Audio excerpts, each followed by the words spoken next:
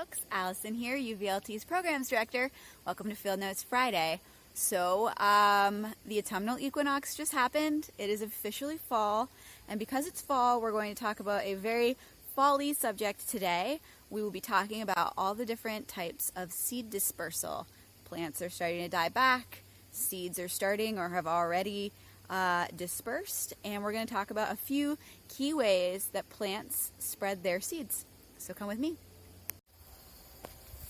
So there are 5 different types of seed dispersal. This video we're going to talk about 4 of them. Those are animals, wind, gravity, and ballistic modes of seed dispersal. The 5th one that we're not going to discuss today is water as a method for seed dispersal. And obviously all plants that have seeds disperse them in some way. And all of these methods are employed as a way to move the seed away from the parent plant. So the plant is trying to move its seed as far as possible, both to spread and to decrease competition with itself. So here we have common buckthorn, which is an invasive species and pretty hard to get rid of. And this is a form of animal dispersal because buckthorn, as you can see, has berries. And often animals, especially birds, will eat berries and then disperse the seeds by having the seed go through their digestive tract.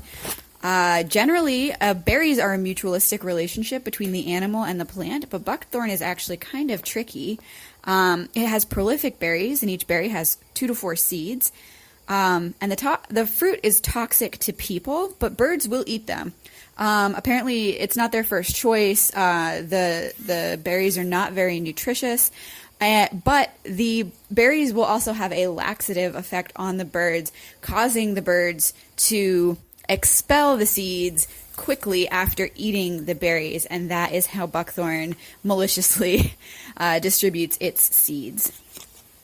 Our next mode of dispersal is wind dispersal, and here you can see this is common milkweed.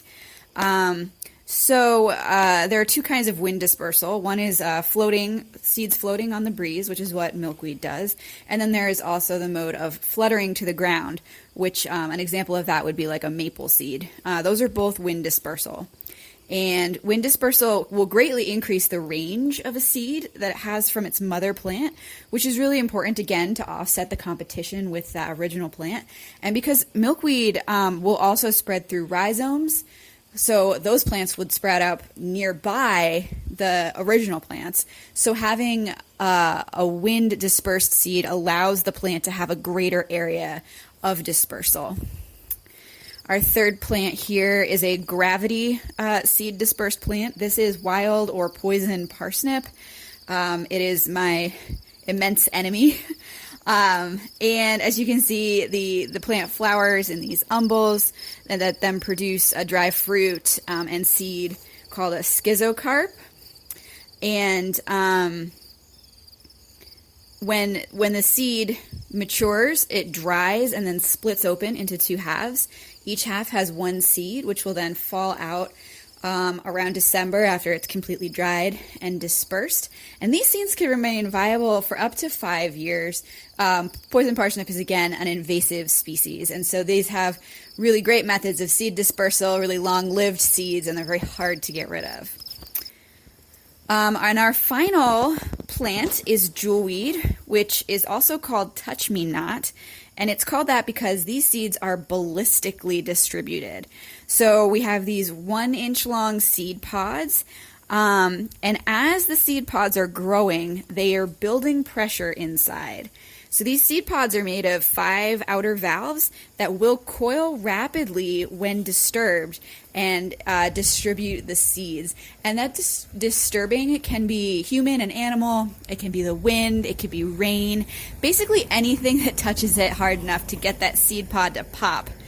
And then each pod has 3 to 5 seeds, which can be distributed up to 2 meters away. So again, this is a really effective method of distributing seeds widely.